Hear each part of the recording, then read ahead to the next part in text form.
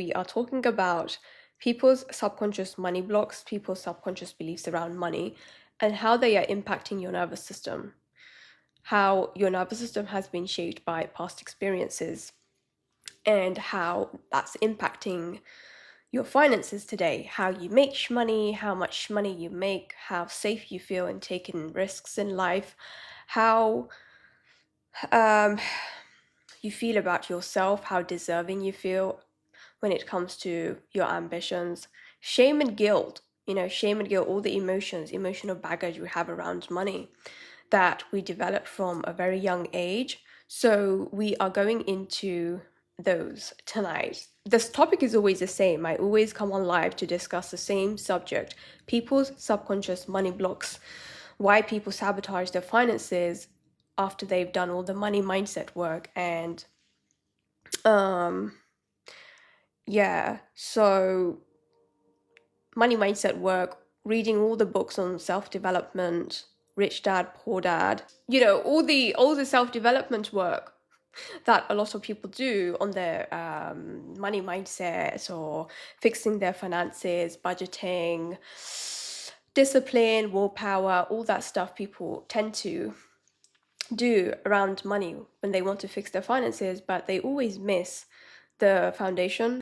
The foundation, which is the nervous system. A lot of people forget that when we have trauma around money or any kind of trauma, the trauma impacts the way we think about ourselves and our ability to make shmoney, hold shmoney, receive shmoney. A lot of people who are manifesting, they are doing all the manifestation techniques, and they are manifesting on top of all these wounds, all these trauma patterns they have around money. And this isn't really helping. If anything, it's making things worse, because when you are piling on manifestation techniques on top of trauma, money trauma, financial trauma, nervous system dysregulation, you are reinforcing the old beliefs, because it gives your mind something to push against. You are creating more resistance. So we need to do the groundwork first, okay? The groundwork is taking inventory of your beliefs around money, okay? Do we have any questions? You're so unique. I know, right? Thank you for your lovely comments.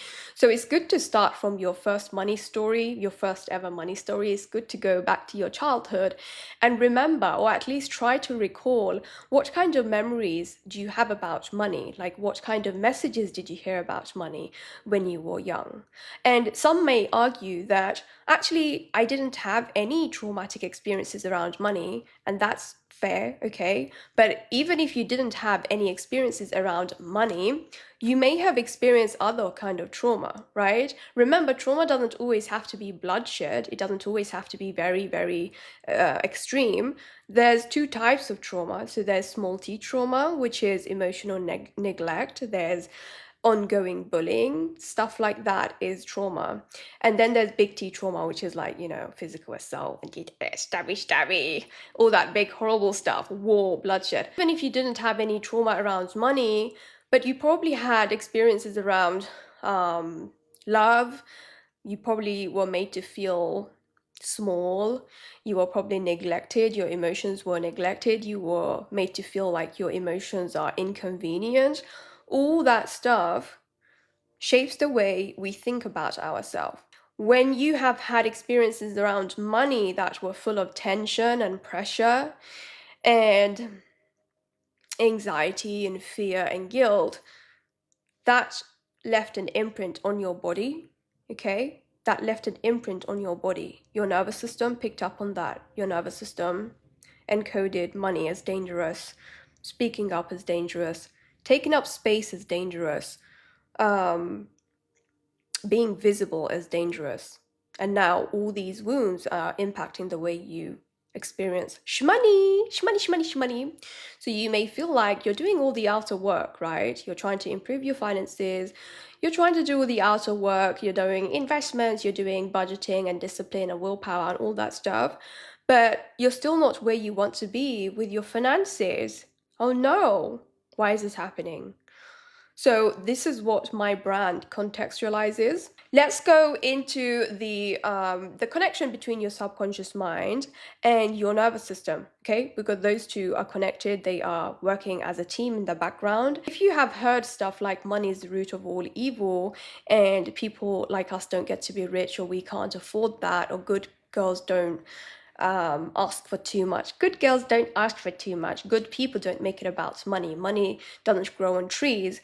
When you have heard these messages over and over and over and over and over again, your subconscious picked those up and now it's running a program in the background.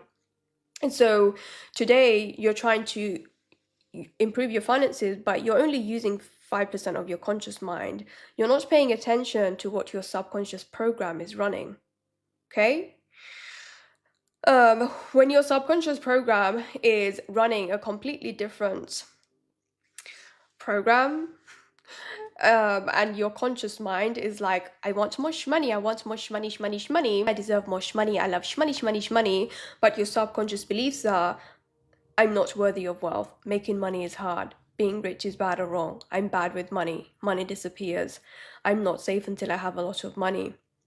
Okay, those are your subconscious money blocks, by the way. Those 6 beliefs that I just went through, those are your 6 core money blocks. I'm sure you felt them a little bit. You resonate with them when I say them.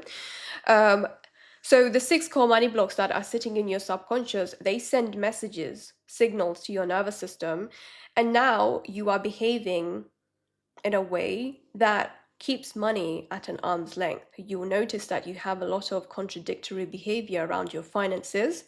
Okay, this is happening because when your subconscious holds these limiting beliefs, they don't just sit there and look pretty. They send signals to your nervous system and they dysregulate your nervous system. So your nervous system is quickly going into fight flight, is going into that protection mode, is going into that primal state to protect you.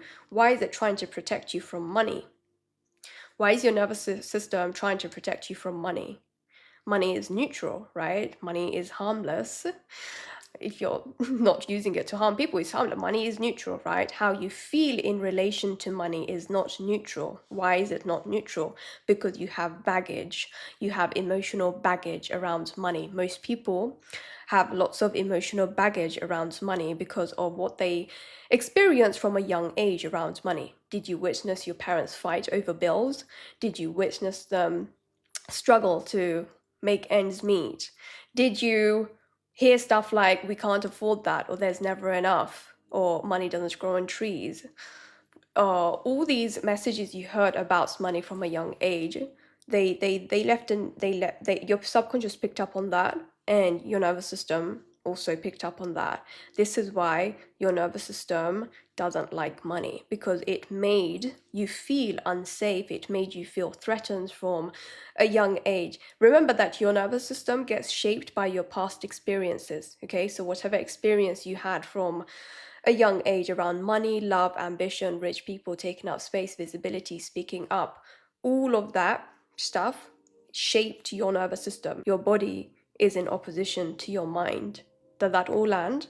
You're using your conscious mind to fix your life, but your subconscious mind, which makes up 95% of your mind, it holds all these limiting beliefs around money, around love, around ambition, around success, around taking up space, around being visible, around, self-worth and all of that stuff. And when you haven't really checked, what are my subconscious beliefs, like what do I believe about myself and money, and you're just trying to change your life using 5% of your conscious mind, you will feel like you're driving with the emergency brakes on, because there's your subconscious and your nervous system working against you. So how are you going to heal this? How are you going to bring your subconscious and your nervous system on board with your conscious desires? How are you going to do that? Well, this is what my work is about. Now, if you want to know, well, does this work apply to me? A good way to find out is just look at the symptoms. What kind of patterns do you have around money that you're constantly looping? Are you looping certain behaviors even though you know on a cognitive level that this is a bad habit, or this is a bad pattern. So some symptoms, some common symptoms that show up for people who have trauma around money are blowing money and then feeling immense regret, hoarding money out of fear. You hoard money, you're a penny pincher. Or you avoid money altogether, you just avoid it. You're racking up a lot of debt, you don't want to take a look at your finances, you just don't want to look at your financial situation because it's too triggering for you. Another thing people do, they reject money, like they actively reject money. They say stuff like, oh yeah, money isn't real, yeah, I don't care about money, yeah. Well, I'm sure you care about money when your fucking rent is due. Okay, so money clearly is real.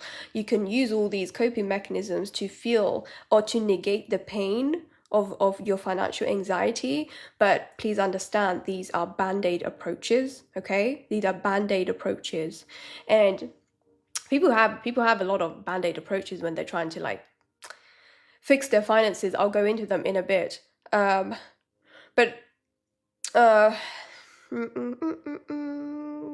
I'm starting to see money as a type of energy. So spiritual leaders have, established this, that money is energy. And what they really mean is that money is constantly moving, right? It's constantly moving. If you pay £10 for some chocolates at your newsagent, whatever, that £10 keeps circulating. It goes to the next person, it goes to the next person, and then it's going to a different country. Who knows? Like, it's constantly moving. And that's why spiritual teachers say that money is energy. But a lot of people who understand that money is energy on a cognitive level, they don't really experience money as energy because they have tension around money, right? So while they're saying money is energy, they are experiencing money as tension.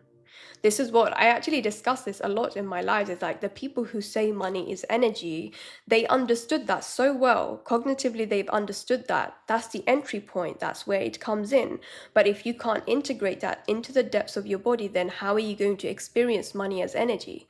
If your mind is saying money is energy, but your body is saying money is unsafe, that's a mismatch. As I was saying earlier, when you are trying to fix your finances, you're only using 5% of your conscious mind and you are neglecting 95% of your subconscious mind. And that part of your mind has way more power over your decisions than your conscious mind does. This is why a lot of people, they don't really manifest their dream life, or they're stuck in certain, they're stuck looping the same patterns around money. Yeah, they're stuck looping certain trauma patterns around money, and they don't know why is this happening. They just conclude that, oh, I must be bad with money. I guess I'm just bad with money. Oh, I guess I just have a discipline issue. I'm not financially disciplined. And the reason why people make these conclusions is because they don't know what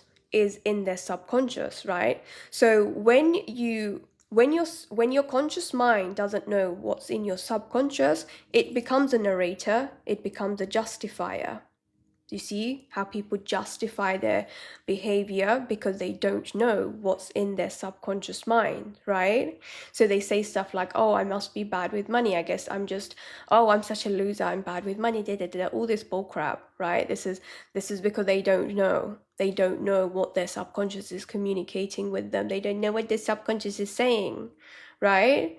Hey, good to see you. Hope you're well too. More money, more problems. So when you have a subconscious that's against you, and when you have a nervous system that's dysregulated around money, it's going to be very difficult for you to solve your financial situation. How are you going to do that when your body and your subconscious are not on board with your conscious desires, right? When your subconscious and your nervous system are not on board with your conscious desires, your body will always win. Because you need to understand how the nervous system is designed to protect you, right? It's your body's safety system. It's your body's safety system. So if your body has tagged money as unsafe, every time you're trying to improve your finances, your body will get in the way and make sure you sabotage your finances. How is this happening? Okay, let's give a good example. So the people who have spending issues, spending problems, right? They constantly blow money and then they feel immense regret. What's happening here? They know on a cognitive level that I want to save money. Saving money will be good for me, but they keep blowing their money. So when they're blowing their money, they're not using their mind. Their nervous system is in control. This is the contradictory behavior that you will notice in a lot of people who are stuck in survival mode. Survival mode creates contradictory behavior because your body is trying to protect you while your mind is saying something else. Your conscious mind is saying, I would love more money, I would love to save, I would love to invest. But your body and your subconscious are saying, money is unsafe, money is unsafe. This is what's creating the contradictory behavior. So when you want to change your finances, you cannot take an external approach. You cannot do the outer work. People do this all the time, not only with their finances, they also do it with love. They do it with friendships. They do it with most areas of their life. They say stuff like, oh, once I get that partner, I'll feel whole. Once I get to $100 million, I'll feel secure, right? So they think they're going to change from outside in. Does that ever work? Does that work for anyone? No, it doesn't. There are plenty of examples of people doing this. Some people have reached out to me saying they've manifested money. They manifest it really quick, but they don't hold it. Lottery winners do the same. They manifest money thinking that money is going to fix all of my money problems. And then what happens to them? And you may listen to these stories about lottery winners saying stuff, oh yeah, I blew my money and then I'm broke again. You may judge them, but look at you. You're doing the same thing on a smaller scale. So isn't it time to take inventory of your inner beliefs before you try to make more money? When you're going to make more money, I'm going to manifest harder, I'm going to visualize harder, I'm going to script harder, I'm going to detach harder. You can try all of that. It's a free world, but come and report back. Because when you have unresolved trauma around money, you can do all that neck up approach bullshit, but you're going to find that you're not really getting your results. You're not getting your desired results. There is a very simple equation. I actually uploaded it. I discussed it on my last live as well. When you have desires, and I trust we all have desires, okay? Because a lot of people have disconnected from their desires because of pain or resignation. They've resigned. They're like, oh, this is never going to happen for me. You know, money's never going to happen for me. Oh, it's my fate. My fate is to be poor. My fate is to suffer. Okay, so that's resignation. That's detaching from one's desires. But for everyone here, I trust that you are all connected with your burning desire. So when you want to manifest, or when you're trying to improve your life, the equation that you need to get very familiar with is desire. Okay, desire plus non-resistance equals desired goal. Okay, it's a very simple equation. Desire is the first thing you need to have. Napoleon Hill, he said in his book, Think and Grow Rich. I think he has a framework around this. But the very first step that he wants people to understand is that when you want to improve your life, you need to have desire. You need to have a burning desire. The next step is non-resistance. Desire plus non-resistance equals desired goals. Most people are stuck in the middle. Non-resistance. What does non-resistance mean? My brand is just focused around money. Okay, so you probably have resistance around love and all this other stuff, but my brand just focuses around money. So what does non-resistance mean? Most people so far, everyone that I've worked with and the people that I meet on lives, everything through this work, everyone that I've met, they don't have a clear conscience when it comes to money. There's also this idea that, oh, good people struggle and bad people get rich. There is this like sort of argument that good people struggle. And you need to understand that money isn't sentient. It's not judging your character. It doesn't like pick and choose who it wants to bless. It's just flowing to whoever is aligned. So these so-called good people who think they are so good, they may be good. They may have a very good character, good moral. They probably go to church every day, all that stuff, but they don't have a clean conscience around money. They have shame and guilt around money. Shame, guilt, fear, anxiety, avoidance, scarcity, and they're looping, loop-de-doo-de-doo. And that's their resistance around money, okay? So when you have a desire, let's say you want a villa in Mykonos, beautiful, you have a desire. Now, the next step is non-resistance. For the people who have trauma around money, they have a lot of resistance around money, okay?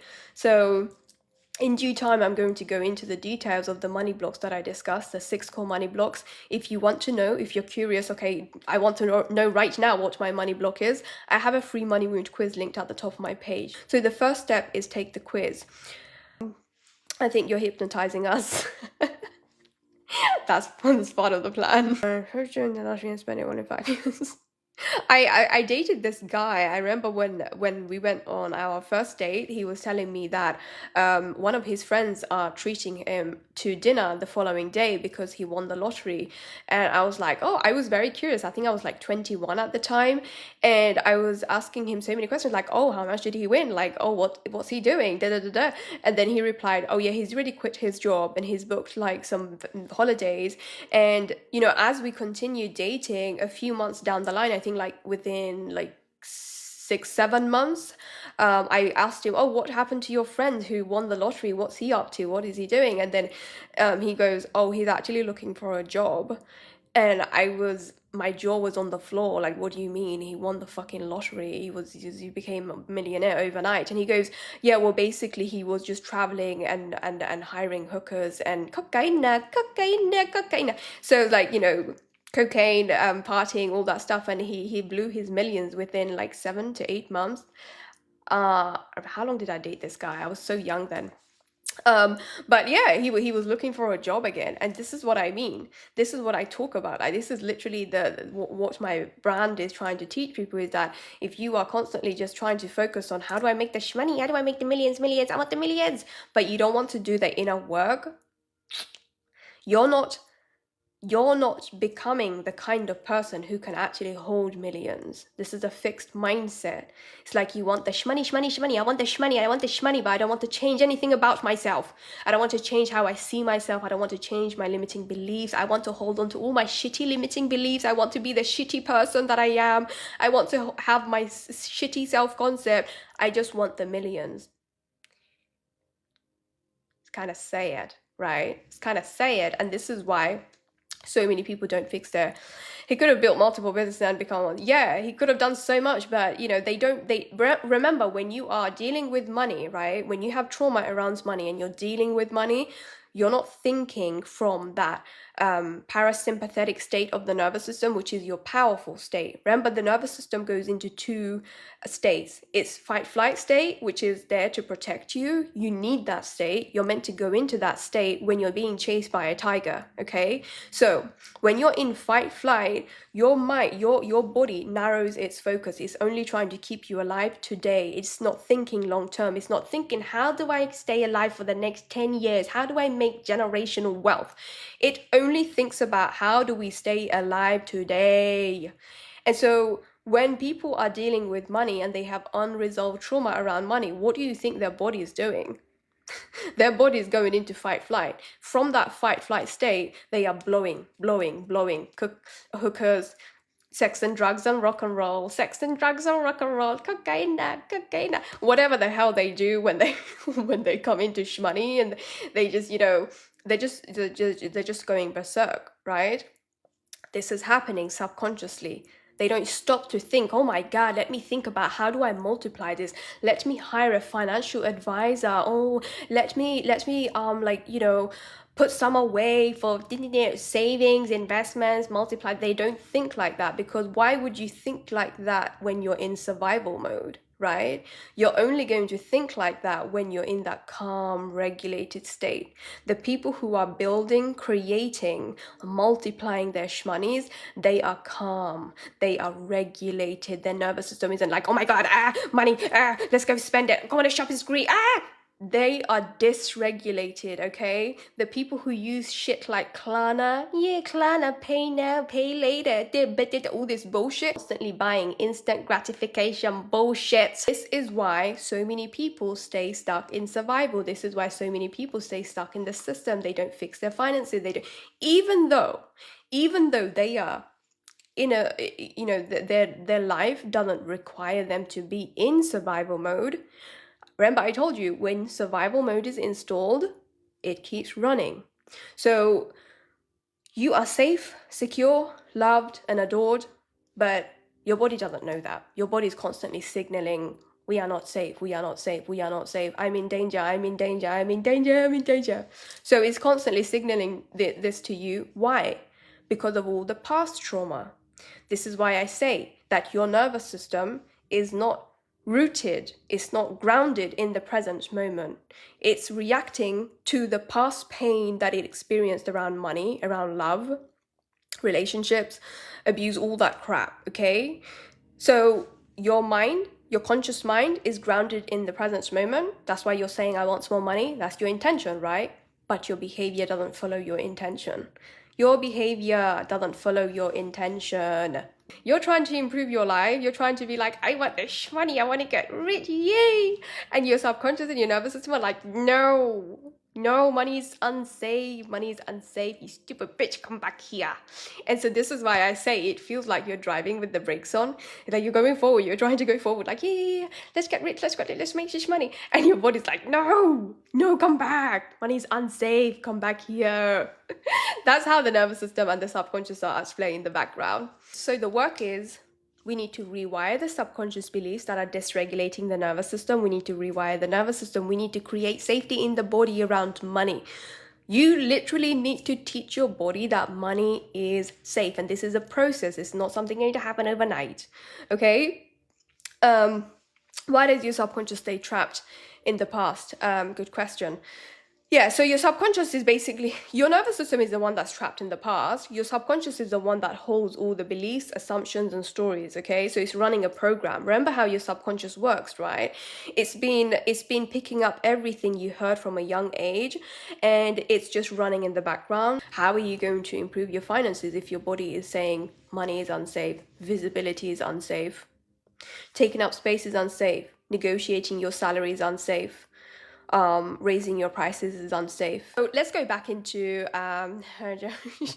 thank you universe for the 500 withdraw in my bank account. No, when there's an outgoing of money from your bank account, imagine that money just arrived in your bank account, okay? So instead of seeing a minus, imagine it's a plus sign. 500 just came into my account, woo! And you feel the gratitude. You feel like, oh, thank you universe for this surprise money that just came into my account.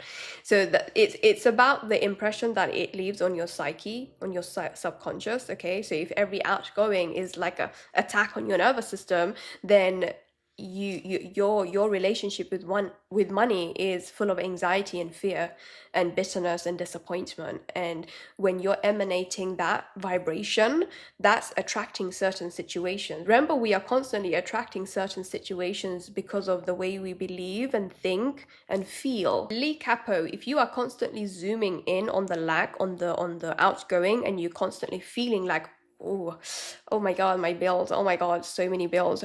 If you are constantly zooming in on that, then that's going to magnify. However, if you can shift your focus and your consciousness onto the things that are constantly nourishing you, the things you do have, then you will notice that those things keep multiplying. So, for example, you could focus on all the things that you do have. You have a fridge full of food, you have electricity, you have a phone, an iPhone that has allowed you to join my life. Okay, so when you can think, or you can train your mind to always focus on the positive, magnify the positive, minimize the negative. That way your body is now feeling safe. Your body is feeling safe, is feeling expansive, and you aren't constantly signaling stress signals. You're not constantly sending stress signals to your nervous system and making you feel like shit, okay? You know, most of the stress that we feel on a daily basis is because of our thinking. We think shit. We think our mental diet is full of shit, doo-doo, fecal matter, doo-doo, okay? And that's what's causing the stress. When you think about it, what is stress? It's your thinking that's creating your feelings. We suffer more in anticipation than in actuality. Look around you. Look at your life. Where's the danger? Are you being chased by a tiger? Do you have your limbs? Are you safe, secure, loved, and adored? Okay, so where's the stress coming from? Fecal matter in here, in the medulla. There's fecal matter in the medulla. Oh no. Okay, so that's why you have to be very acutely aware of the shit you're thinking about. What's the shit you're looping in here? Ooh, it's quite literally shit you're looping in here, okay? It's the shit you're looping that's dysregulating your nervous system. The shit you're looping, keeping you stuck in fight, flight. What are we so scared of? Oh, I can't pay my bills. Oh my God, I'm going to be homeless and then I'm going to die. Right? We're scared of death. We're scared of our demise. We're scared of our impending demise. Oh my God. It's ego. Ego is so scared of dying. I need to have the last say in this argument, otherwise I'm going to die. That's how the ego thinks. So just watch your ego. Watch it. And when you watch it, just say, okay, I see you. Thank you for sharing, but not today. Okay? And this is how you become present. This is how you have presence. You need to be present. The present moment is all that exists. The present moment is all that exists. Everyone has accidentally turned their current moment, like the present moment, into a waiting room for the future. Have you noticed how most people, okay, forget the people who are stuck in the past, okay? I'm so sorry, but please try to come to the present. But the people who are stuck in the future, they don't see how they have turned their present moment into a waiting room for the future. Salvation is in the future. Salvation is in the future. The future will never come. The future doesn't come. The future becomes today. Tomorrow never exists. It doesn't exist. You will never reach tomorrow. Tomorrow becomes today. What is tomorrow? It's a word. Do you ever feel tomorrow? Tomorrow is a woozy, it's a wazi, it's a fugazi. It doesn't exist. It's the present moment that's the only real thing. Let's stick to the topic of financial trauma. Okay? So if you're thinking about shit, you're going to feel like shit. You're going to vibrate shit. You're going to experience shit. You're going to attract shit. Okay? Fecal matter. Money. I know every single money pattern that you're looping. I know them like I know the back of my hand. So if you want to know, okay, well, tell me what I'm doing wrong with my shmoneys. Sit down. Okay? Sit down. Stop thinking about shit. So, the 6 core money blocks, that I talk about, they are, I'm not worthy of wealth, making money is hard, being rich is bad or wrong, I'm bad with money disappears, and I'm not safe until I have a lot of money. Okay, just quickly check in with yourself and just notice how many of those you have.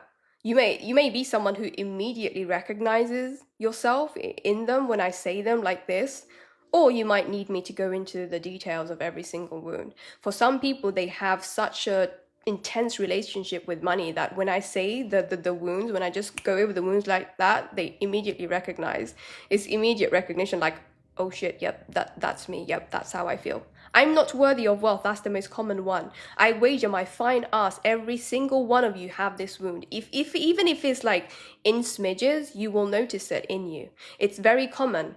It's so common, it's universal. When you have these big desires for more shmoney, a beautiful husband, a beautiful wife, that's only coming from a small part of you, okay? That's coming from a small part of you, but there are bigger wounded parts of you that don't believe you deserve more money. So many people have shame and guilt around their desires and ambitions. Like when they have this desire, this burning desire, there are bigger parts of them that are saying, you're not worthy of it.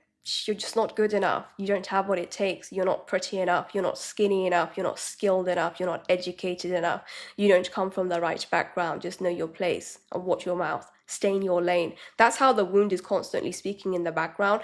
And this is why the people who are carrying the shame wound, they find that it's very difficult to get wealthy, to become very rich. Because while they are trying, they're doing the outer work. The wound is such a big wound. It's been there for decades. It has so much momentum. It keeps getting in the way with this narration, right? If you're constantly looping thoughts like, oh, who am I? Oh God, who am I to take up space? Oh God, who am I to charge people? If that's your constant thinking, right? You're thinking this, looping this fecal matter bullshit thought, right? That's the narration. That's not just there. Remember, the thoughts aren't isolated. They're making you feel something. Your thinking is always making you feel a certain way, and your feeling then guides your behavior. So if you're thinking, I'm not good enough, I'm not worthy enough, you're going to feel the shame, and then you're going to behave accordingly. Every thought and every belief you have creates a corresponding feeling. What are you feeling? If you're feeling shame, if you're feeling guilt, then you're not going to negotiate your salary. You're not going to raise your prices. You're not going to post the content. You're not going to be more visible. How many people are comfortable with being visible? How many people feel safe being seen? Fear of being seen. What is this? Fear, shame, they go together. If you have shame around who you are, your identity, how you see yourself, you're not going to feel confident being visible. You're going to feel exposed. You're going to feel like, oh my God, the shit that I believe about myself, people are going to confirm it. The world will confirm it. You're so scared to be visible. You don't feel safe to be seen. And that's keeping you also financially capped. How are you going to reach your big lofty goals, your big lofty dreams? How are you going to do that? So it requires inner work, right? What you're seeing right now, me coming on TikTok and talking about my brand, you think, oh, she's confident. You're not seeing confidence, you're seeing safety. Confidence is a byproduct of safety. I created safety around being visible, being seen, being judged, being hated on. Now, if I didn't do the inner work and if I didn't know who I am, then when people hate on me, I would go on high. You can tear me to pieces today, and guess what? Tomorrow I'll still be here. Because I know who the fuck I am. Because I truly believe the sun shines out of my ass. Okay? And when the world sees that you're taking out space, you're creating, you're building, they're going to project onto you. They're going to want to tear you apart. What are you going to do? Hide under the duvet? Are you going to hide and not leave your flat for 6 months? Like a chicken? Okay? Well, then you're going to sabotage your goals. So you cannot give the world power over your inner state. Your inner state has to be solid. And how does that happen? Through doing self-concept work, inner work, shadow work. You have to integrate all those wounded parts of you. So when the world attacks you, you just be like, okay. It's like you're wearing industrial grade Teflon, right? It doesn't touch you. When I talk about the shame wound, I always go off about self-concept, because what's the root of the shame wound? It's unworthiness, right? Unworthiness. Spacey Gracie, hi, good to see you. Who can hate you? You are lovely. I love how you speak and helping me with this deadline. Thank you. Oh, bless you. Thank you. Nervous system rewiring with what? What's the new wiring?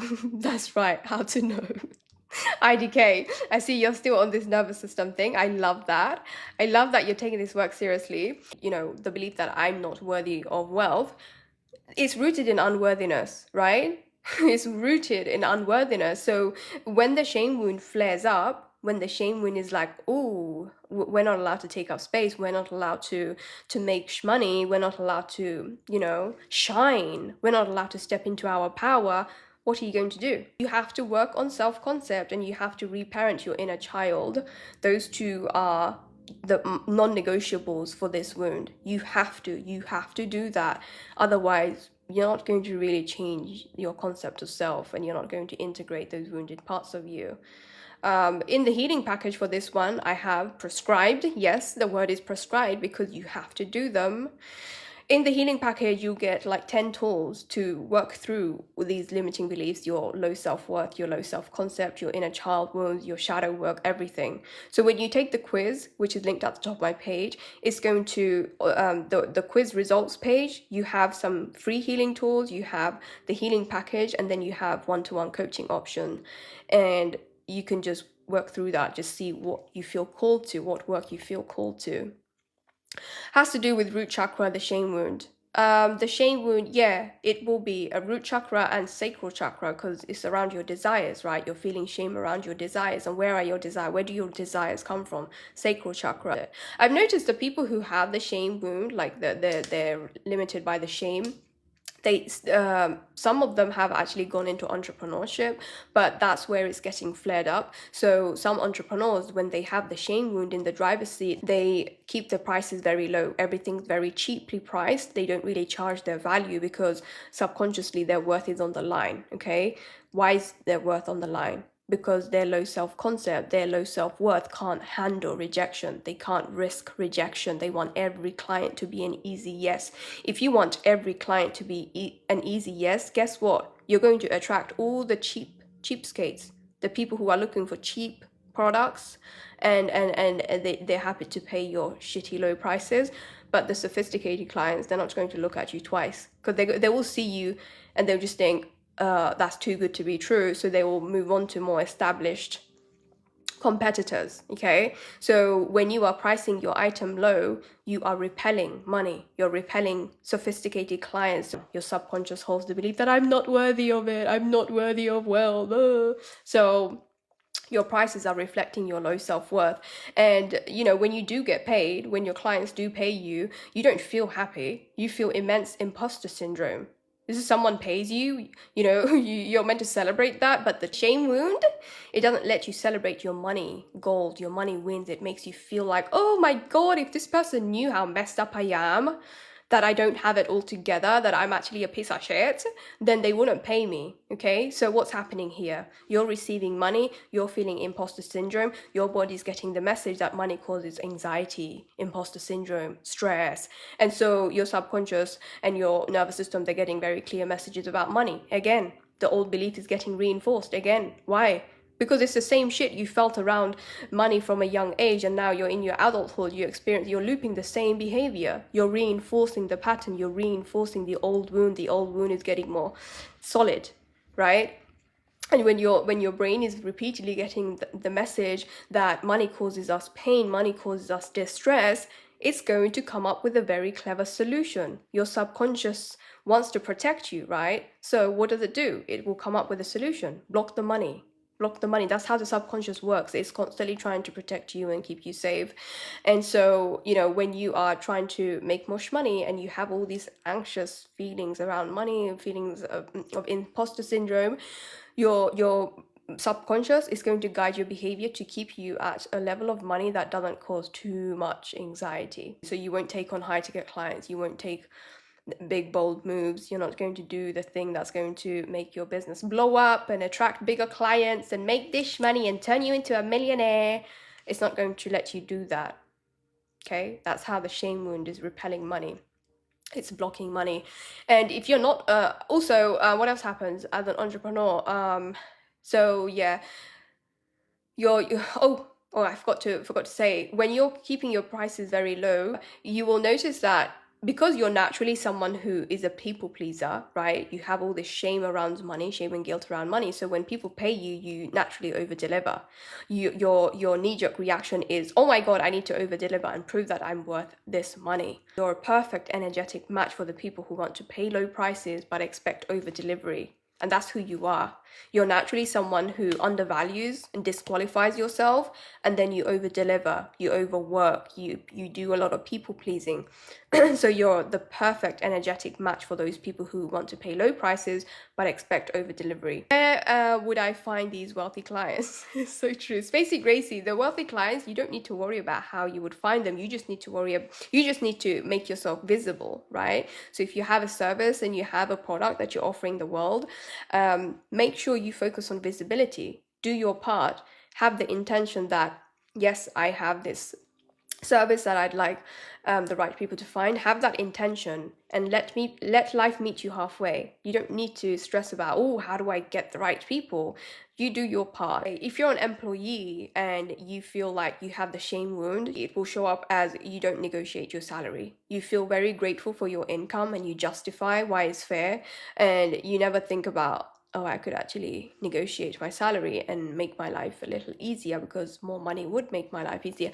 You don't think like that. You just think, oh, I should be grateful for what I'm being paid because I'm getting paid my worth. You just think, oh, I'm nothing. Well, I'm not special enough, so like it makes sense. Nobody wants to pay me. That's how they're thinking. Sometimes they're just really happy to give away their stuff for free. They're just like, yeah, you can have it for free. It's okay. You know, it's okay. You don't need to pay me. So it's very much the shame just running the show. It's just getting in the way. And it's very difficult for these people to actually reach extreme levels of wealth or reach the kind of wealth they dream of, they desire. they deserve, but they don't know they deserve it. Until you make that decision that you deserve, that you matter, that you count, it's not going to happen. I can tell you on the live, and I can repeatedly tell you every day, hey, you're deserving, you're deserving. But if you don't believe it, if you don't believe that about yourself, if you don't have that core belief about yourself, the shmoney isn't coming. It's not coming to you. The shmoney is just blocked. Remember I said, when you want to manifest a bigger life, the equation you need to get familiar with is desire plus non-resistance equals desired goal. Most people are stuck in the middle. Non-resistance. How do you become non-resistant? You're saying that I couldn't make the I promise I didn't even lose the weight. Yeah, so any promises you make to yourself, you have to keep them. That's how you become someone you respect, right? How do you build a concept of self that's robust, that's solid? You do the things you do the things you say you're going to do. If you say you're going to pay the debt by X, that by that day, then work on that. And if you say you're going to go to the gym, go to the gym. When you fail to do the things you say you're going to do, you're not failing, you're reinforcing your identity, you're reinforcing the person you are. So yeah, self-concept work is not for the faint-hearted. None of this work that I talk about is for the faint-hearted. You have to be someone who wants a major shift in your life to take this work seriously. There's resistance rewiring the old belief. Of course, there's so much resistance rewiring the old belief. I did tell you guys last night, I was talking about how it looks or how it feels when you are rewiring old belief. It's like when you sprinkle salt on a leech. Have you ever sprinkled salt on a leech and it starts like wriggling and writhing? That's what's happening when you're trying to let go of limiting old beliefs. The beliefs are going to be like, no, come back to our old ways. This is how we've always been. Come back. It's like you're getting withdrawal symptoms. And so we become addicts. We become addicted to resentment, judgment, hate, victimhood, victim mentality. And when we're trying to get out of that, our body's like, oh, come back to it. And it wants to bring you back to the old state because the old state is familiar, right? So the old beliefs have a lot of power over you. This is why I keep talking about money blocks. Like people, the reason why you're not changing your finances is because these beliefs have so much momentum. They have so much power over you. And when you're trying to change them today, you will notice your body's like, come back to the old ways, come back to your low self-worth, come back to the shame, come back to the guilt, this familiar, come back to the familiarity. Your subconscious and your nervous system, they have like money comfort zones. They want to keep you at that level where you can still hold on to your old beliefs. And this is why I say wealth creation is an inside job. It's really an inside job. People don't talk about this enough, that this needs to be spoken about more. It's an inside job. It's like saving up. The mind wants to go back to old beliefs, how to not to without violating. To go back to old beliefs, how not to without violating myself. Observe. You've got to train yourself to become so good at observing. Observe the old belief come up. Observe, but do not identify with the old belief. You just need to observe it. You see it. I see it comes up, and you just say, I see it. I feel it. It's coming up. It's coming up. And you just let it pass. You just sit with it, but do not become it. You become the observer. You do not become the thought. You become the observer. You do not become the belief. When you can get to that level of consciousness, you have pretty much arrived, because what's happening when you become the observer? You are in control, not the belief. The belief is just trying to flare up, it's trying to make you react, but you just respond. It's like, I see you, I recognize you, but I'm not you. You are not me. I am in power. You do not get to dictate my life anymore. And that takes practice. That takes, deeper work, deeper healing tools. The healing tools that I give you guys in the packages, in the coaching, every single tool is designed to help you to reorganize your mind, to train your body to think and feel in a certain way that you don't go back into the old ways. This is a process. You don't get there overnight. You have to practice. So you are now integrated and you're ready to expand. That belief is part of myself fighting it or rejecting it, doing that to myself. Yeah, this is what people don't understand, is that they think this is them. They think, oh, this belief is me, it's me, it's me, it's who I am.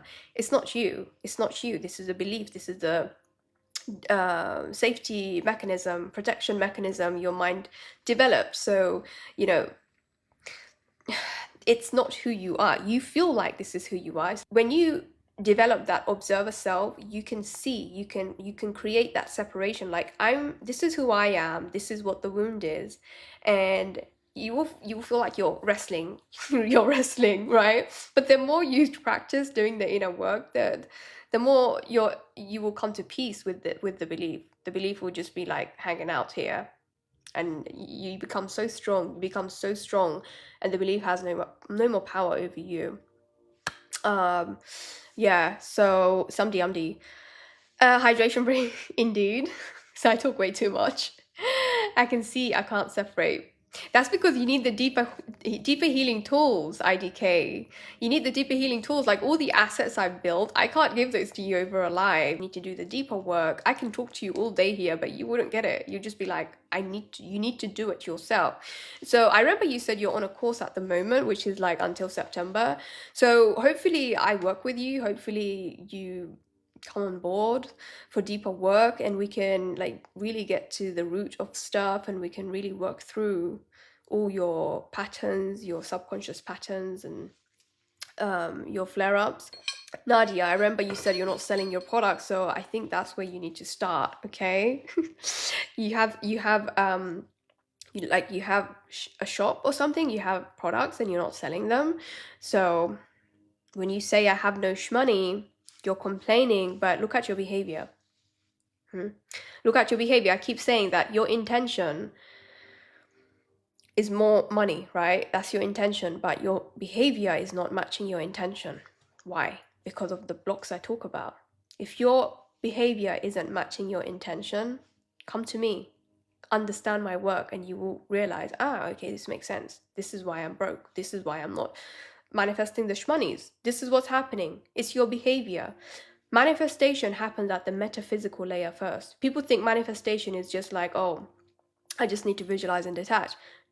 No, manifestation happens at the metaphysical layer first. So what am I talking about? You have to believe that you are worthy of the thing you're deserving. You have to create safety in your body. Teach it that more money is safe. Right now, your money, your body and your subconscious is saying money is unsafe. And you're manifesting. You're like, oh, I deserve billions. I'm a millionaire. I'm manifesting. You're not manifesting. You're not manifesting. You're negotiating with your wounds. That's what's happening in the background, and you think you're manifesting. I keep telling you guys, people are not manifesting. People are negotiating. Remember, this is an internal conflict. Interestingly, my father was very rich, but I never even make the basic money. I know why. I know why you're not making the money. It's because of your inner beliefs, your self-concept, your self-worth. You said I'm worthless. People who don't see themselves as like, worthy, they tend to also have limited finances. Their bank balance is showing their low self-worth. And then you'll find some people who hate themselves and still make money. This is because they have a clean conscience around money. So you can be an absolute scumbag, an amoral scumbag, and still be rich. Why? Because you have a clean conscience when it comes to money. Money will flow to you if you have a clean conscience around money. But the people who have shame and guilt and the blocks that I talk about, they don't have a clean conscience. Have you noticed how some people are the absolute scumbags of the earth, and they're rich, they're making moves, they're, human trafficking, drug dealing, escorting, arms dealing, embezzlement, everything. They're doing all of it, and they are rich. Why? Because money doesn't judge your character. It just flows to you because you're aligned. You have a clean conscience. And so some people who absolutely despise themselves, they're still rich. And then there are some people who have low self-worth issues. They don't take up space. They feel shame around their money, the guilt, their ambitions, and they are stuck. True, the world will eat up if you're not confident. Yeah, the world will eat you up if you're not confident, okay? Do you see how much hate I get on my lives? Everyone has something nasty to say about my portrait, or, I'm constantly triggering people. You will trigger people when you're taking up space, when you're doing making bold moves, people will have something to say about you, because guess what? You become a mirror, and people do not like a mirror that doesn't flatter them. What do they do when they see a mirror that doesn't flatter them? Break the mirror, right? Attack the mirror. Even the whole world tell me you are beautiful. I never believe I'm beautiful. That's what. Oh, just tell me you're beautiful. I never believe. Yeah, so, you know, the whole world can tell you you're beautiful. I even said this earlier. I was saying, I can tell you you're worthy, you're loved, you're adored. But if you don't believe that about yourself, none of these compliments will land, because they're not aligned to your self-concept. Your self-concept is, I'm ugly, I'm fat, I'm a piece of shit, I'm worthless, okay? Now, if I say to you, hey, you look very beautiful today, you're going to say, oh, no, I'm just probably having a good day, but I usually don't look like this. So when you can't receive compliments, you also can't receive money. Your relationship with reception, if it's distorted, you will find that you also can't receive money. Receiving is receiving. Money is the advanced level of it, okay? So when you cannot receive a compliment, don't be surprised when your shmoneys aren't shmoneying, because you're blocked up. Here's the 6 core money blocks I discuss on my channel. I'm not worthy of wealth. Making money is hard. I'm bad with money. Money disappears. I'm not safe until I have a lot of money, and being rich is bad or wrong, okay? So these are the 6 core money blocks that people are stuck with in their subconscious, and they don't know how these blocks are impacting them, how these blocks are keeping them broke. You may have 1, you may have all 6, you may have 4, you may have 3. You don't know, right? You don't know what wounds are blocking you, because they're in your subconscious. So you need to bring them from your subconscious into your conscious, so you can decide, okay, I want to live with this, or I want to heal this. If you have the shame wound, you believe that I'm not worthy of wealth, you won't negotiate your salary, you will justify your income, you will see other people experiencing abundance and overflow, and you'll reason, obviously they deserve it because they built something, they've had an impact on humanity, they come from the right background. But when you look at yourself, you don't see any reason why you should or you deserve abundance and overflow, okay? So that's how the shame wound is working in the background.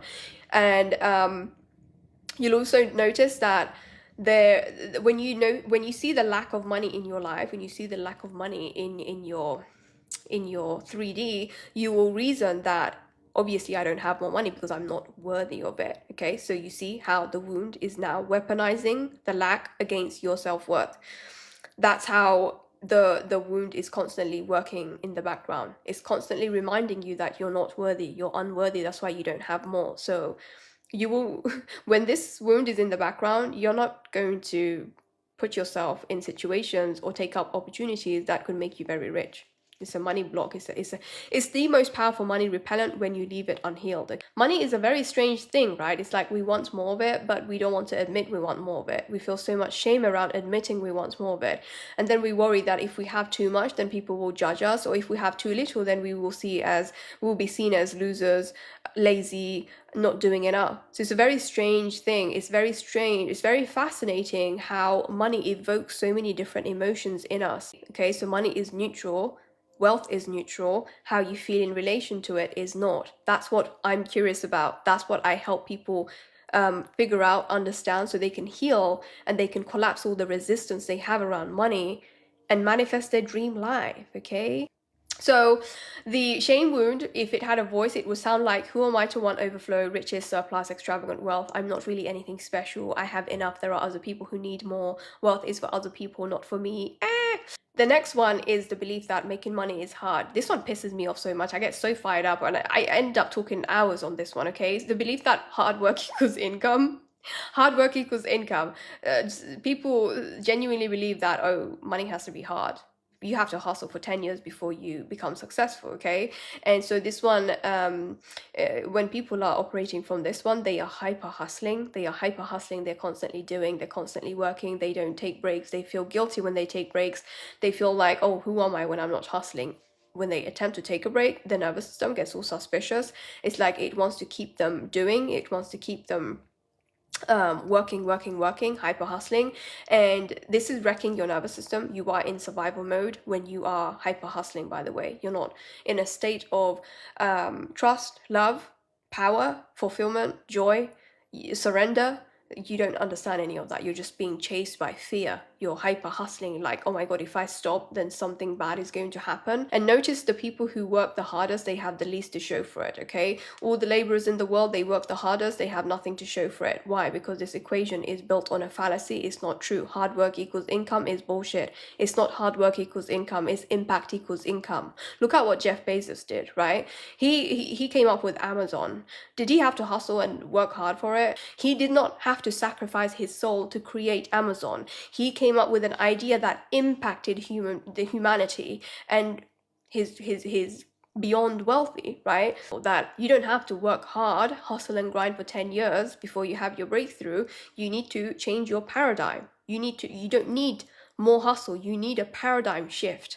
The people who are living a soft, easy, gentle life, and you judge them, you're like, oh my god, these people, these trust fund kids, or these people who never seem to work, they need to get a job to feel like they're fulfilled, or like they have a purpose. They are a better vibrational match for a softer life, because they don't have the belief that hard work equals income. You could be living that life. When you look at them, instead of dismissing them, instead of judging them, you need to ask, how much of that is available to me? Because guess what? All of it is available to you, but not until you change your shitty belief system. Okay? And remember, when you have the belief that hard work equals income, your subconscious is going to block all the easy money opportunities. So when you believe that hard work equals income, then you will keep seeing all the opportunities that require hard work. You're blocking easy money opportunities. And then, of course, the people who are hyper hustling, they don't know how to balance doing with being. Doing with being. They keep do. But that only those with a professional like doctor, lawyers, etc. can be rich. See, that's a limiting belief, right? That's a limiting belief. What about the coaching industry, right? The coaching industry is so big. Tony Robbins, David Bayer, Dr. Joey Dispenza, Louise Hay, Abraham Hicks, Neville Goddard, Dolores Cannons. When you have a limited way to make money, like, oh, I have to be a doctor, I have to be a model, I have to be like I have to be a pretty lady to marry a rich man. These are conditions your mind has created for success. Remember, your mind will always create conditions for success, because your mind doesn't want you to be rich. Your mind wants you to survive. Your mind wants you to be alive. And becoming successful requires you to take a risk. Taking a risk means you could die. That's how your mind is thinking, right? So your mind will create conditions for you to stay safe. Don't take the risk. You can only be rich if you're a pretty lady. You can only be rich if you come from a rich family. These are conditions your mind has created for success. Until you notice that, you will keep living like a loser. Like, oh, I can't be that. I don't come from the right background. Oh, I can't be that. I can't be rich because I'm not a lawyer. I don't have the qualifications. Remember, your beliefs are also filtering out opportunities. Remember, your mind has a filter, and if you believe that there aren't enough opportunities for making money, then your mind's filter will just show you that. Your mind is constantly filtering out information. And so when you believe that, oh, there aren't any opportunities, your mind's filter is going to zoom in on news about the job market. The job market is just terrible. There's not enough opportunities, the economy, the cost of living crisis, the recession, the depression, the economy, all this shit. Your mind will just zoom into all of that, because you have a belief that opportunities are scarce, money is rare, making money is hard. Okay, no, Henry Ford, he said, the man who says I can't and the man who says I can are both correct. If you say you can't, that's your truth, that's your reality. Your life will reflect that. The man who says I can, that's his truth. His life will reflect that. So you have to learn to objectify your subjective mind. Anyway, how many, I have written 4 books. I love that for you. So you are putting yourself out there, but you're not selling. So, there's a lot of inner conflict with you, Nadia. Do we have any hyper hustlers here tonight? Anyone believe in hard work? Hard work equals income. I faked my qualifications. People who hold the hard money wound, they would say stuff like, yep, I'm super busy. Life is really full right now. I bust my ass for everything I have. Nothing in life is free. The harder I work, the more money I make. Money doesn't grow on trees. Okay, so you can tell that these people always had to prove themselves. They had to always earn everything in their life. It's possible, like, you know, your parents made you feel like everything has to be earned through effort and hard work. And so you're constantly in prove it mode. You're constantly in like, oh yeah, look at me, I work so hard. I deserve this money because I work so hard. And you're justifying why money should come to you. You should never do that, because if you're constantly justifying why money should come to you, you are constantly signaling to the universe that you are undeserving of money unless you are sacrificing yourself, unless you are sacrificing your soul. Some people who have a more expansive relationship with money, they have the belief that I get to be rich because I exist, I'm deserving. And so they don't have this limiting, this justification around money. Okay, and so they are actually a better match for easy money opportunities, windfalls, surprise money, wealth and abundance. They're a better match for that. But you are a better match for hard work. It's like you have said to money, hey, I want you, but I have to work hard for you. Money never said that to you. Money never looked at you and said, hey, you want me? Okay, sacrifice your soul. Money never said that. You made that decision. So remember that, you know, money doesn't come from people, right? Money comes from source. And if money comes from source, it would always flow through the path of least resistance. And what's your path of least resistance?